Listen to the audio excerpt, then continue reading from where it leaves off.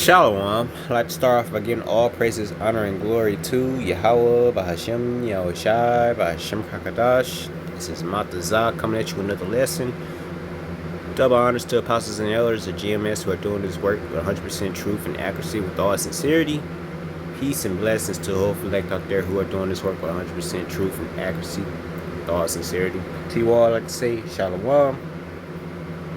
Isaiah 19:4.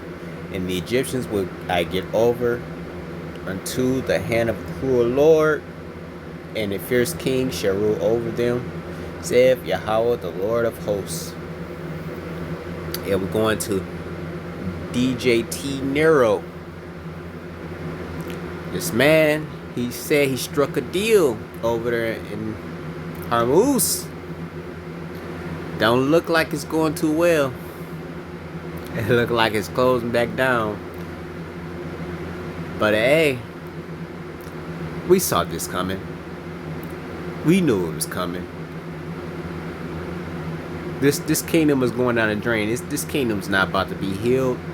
This kingdom's about to burn. With the rest of you heathen. And all of you heathen is in it. Your time is up and our time is now. You small heads over there, you're too proud. You don't wanna put your hands down. You want this war to continue. It shows you not the people. The people will consistently at each other's throats. You people, you're not the people, you small hats. Plain and simple. Now DJT Nero, you lied to the public again. It's closed down again. So now what? But anyway, before I begin, I'll just say fair use, any and all content used in this material. It's not for monetary purposes. It's for educational purposes. I repeat, it's not for monetary purposes. It's for educational purposes. Thank you.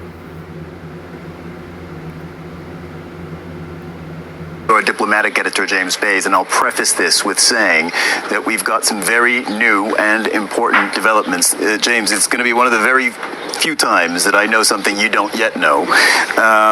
Look, we're hearing from the Iranians, and I think to some extent we saw this coming. The Iranians say, and this is being reported by the Iranian news agency Mer, that they're going to take action over what's happening in southern Lebanon. They see it, as you know, as the United States' responsibility to end Israeli military raids. And they say that because that hasn't happened, in response to that, Iran is going to close once again the Strait of Hormuz. So that's where we are. Let me look at the language. In view of America's blatant breach of promise and breach of contract regarding the failure to implement the very first paragraph of the Memorandum of Understanding. That's something you and I have talked about extensively. Back to this language from Mer News. And in response to the ceaseless and continuous violation of the ceasefire by the Zionist regime in southern Lebanon and the merciless killing of hundreds of thousands of the oppressed people in this land, it is announced that the Strait of Hormuz will be closed to vessel traffic. So, James, I think we can't overstate how significant this is. We can't. This is the ultimate leverage they have, and they proved it during the war. We'd all been talking about a potential nuclear weapon, but Iran showed it had a much more powerful economic weapon. We actually had reports over the last 24 hours that they might be doing this, and the Iranian government and spokesperson said it wasn't the case they were going to, but clearly they feel right now there is a memorandum of understanding. It has been agreed, but it's not being complied with.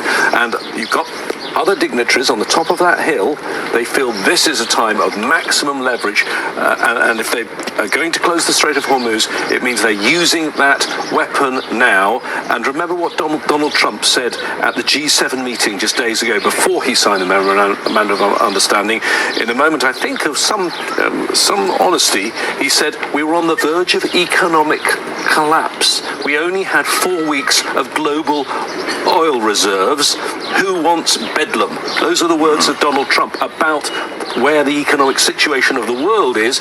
Iran knows at this moment that it can push back and try and stop that fighting that's taking place in southern Lebanon, that bombardment by Israel.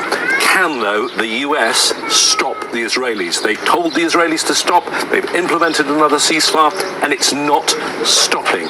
The Israeli military, I'm not going to use the word professional. They're professional at killing. We saw that in Gaza. But they are efficient. They have a chain of command. If Prime Minister Netanyahu said, stop the bombardment, I have no doubt it would stop. Noro Day, our correspondent in Ramallah, reported that the Prime Minister said he doesn't consider himself or his country bound by the terms of this Memorandum of Understanding. Adding to what I was saying, the source on this closure of the Strait of Hormuz, it is Iran's top joint military command. So it's reported by the Iranian news agency MER, but this is a decision made by the country's top military command. Something else that is just crossing as we speak. The U.S. Vice President, J.D. Vance, has told Fox that he believes talks between the U.S. and Iran could start as early as Sunday. So he thinks they could happen, and they could be happening. We are Saturday today, so they could be happening tomorrow. It seems the U.S. and Iran moving in at this hour in very different directions. And also some reports coming from some media that maybe there are some Iranians there with Steve Witkoff and Jared Kushner. That's a line that came from Fox News a short time ago. The Iranians saying they're not here. It's possible that there is some talks about talks taking place. But it's clear there is one issue alone. It's that bombardment in Lebanon that's already caused those loss of lives since the so-called ceasefire 24 hours ago. The Iranians making it very clear, you have got to stop this. You've got to stop the Israelis. Stop the Israelis in the one war, which is connected to getting the talks going in the other war, which of course is connected to the Straits of Hormuz and the whole of the world's economy. Al Jazeera's diplomatic editor, James Bays, thank you very much for your snap explanation and analysis as these news lines are just coming into us here. We're reporting from central Switzerland, as James explained, because on the other side of that lake is where Iranians and Americans were expected to sit down for face-to-face talks to try and reach a final peace deal between them. But we are, as we speak, it feels like we are quite a distance away from that deal ever being hammered out. So going to Iran now, our correspondent Mohammed Val is there. Mohammed, just in the last few moments, we're hearing from... If y'all want to continue watching the rest of this, go ahead.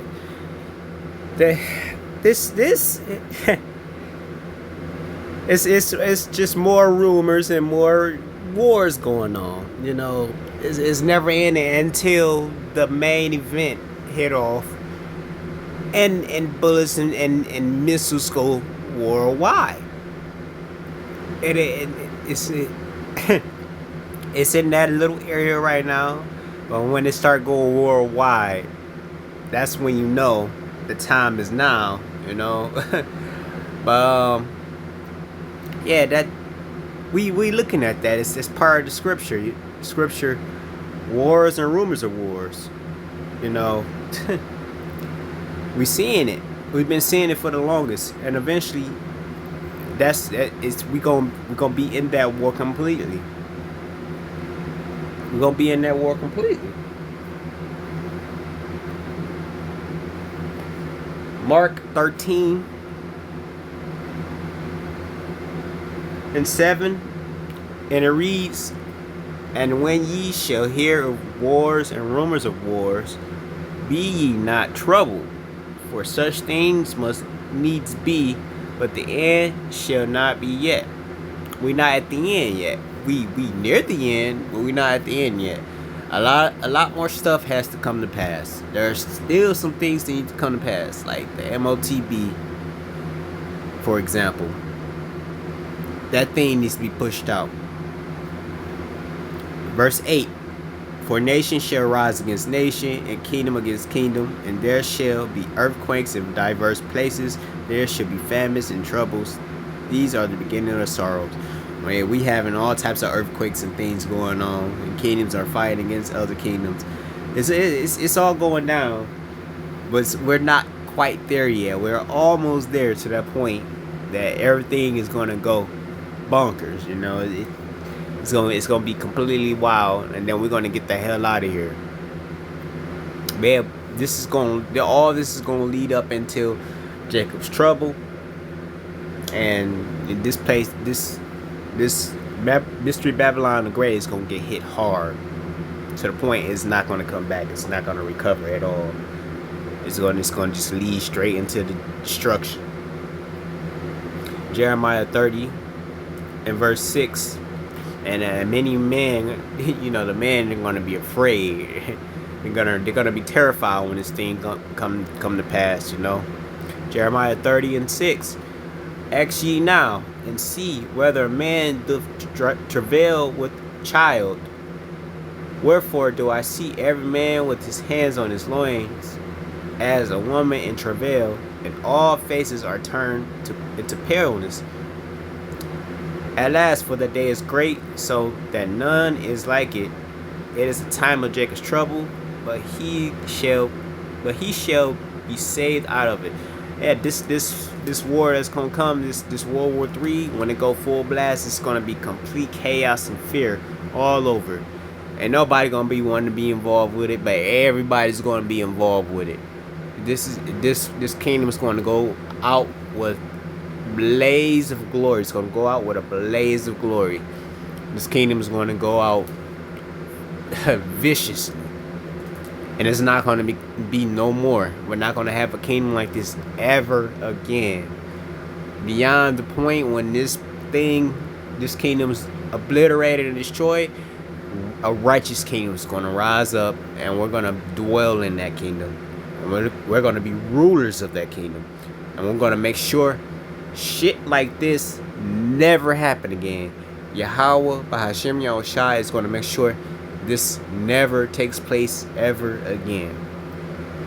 And all you wicked out there, you're going to be put very low, and you're going to bow down to all the Israelites out here. And with that, I like to say, call Halayim La Yahweh Bashim Yahushua Bashir Kakadash. Peace and blessings to the hopeful elect out there. To you all, I like to say, Shalom.